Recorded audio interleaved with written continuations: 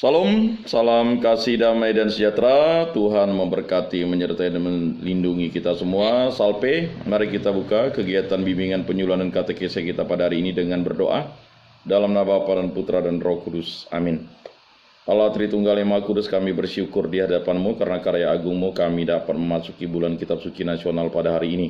Semoga materi yang akan kami dengarkan, yang akan kami pahami ini, mampu menggugah kami untuk selalu mencintai kitab suci, karena dengan mencintai kitab suci, kami mencintai diri-Mu.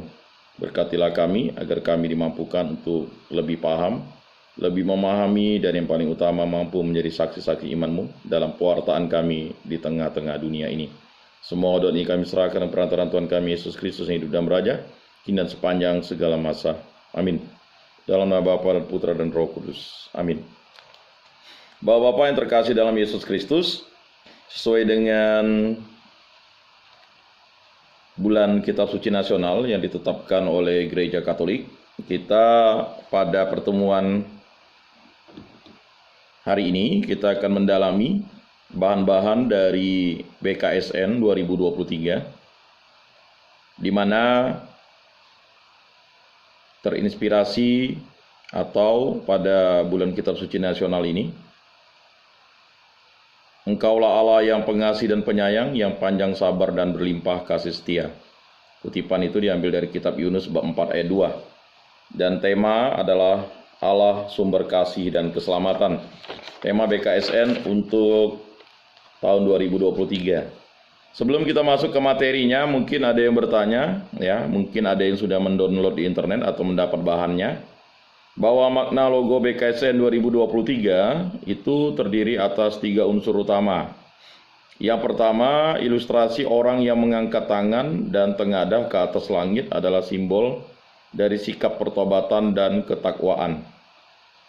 Posisi tubuhnya yang juga membentuk huruf Y merupakan nama awalan dari 2 nabi yang menjadi permenungan BKSN 2023, yaitu Yoel dan Yunus. Sedangkan tetumbuhan yang menjalar di sekitar tubuhnya melambangkan kebaikan dan kesejahteraan Allah yang dirasakan setiap orang beriman. Semakin besar lagi itu dirasakan berkat buah-buah pertobatan yang mereka hasilkan. Kemudian yang kedua, matahari yang menyinari tetumbuhan menjalar tersebut melambangkan kasih setia, kesabaran dan keselamatan Allah yang terus mengalir tanpa henti kepada siapapun. Kasih setia Allah yang begitu luas itu semakin dipertegas dengan kutipan kitab Yunus. Engkaulah Allah yang pengasih dan penyayang, yang panjang sabar dan berlimpah kasih setia. Yunus bab 4 ayat 2. Sedangkan yang ketiga, 2 figur nabi yang menjadi fokus BKSN 2023 juga diilustrasikan dengan 2 warna kontras, biru muda dan jingga, serta 2 ilustrasi di bagian bawah. Ilustrasi pertama menggambarkan latar belakang perwartaan Nabi Yoel, yakni kepulangan kembali dengan Israel ke tanah terjanji sesudah mengalami pembuangan. Ilustrasi kedua menggambarkan 2 kisah populer Nabi Yunus.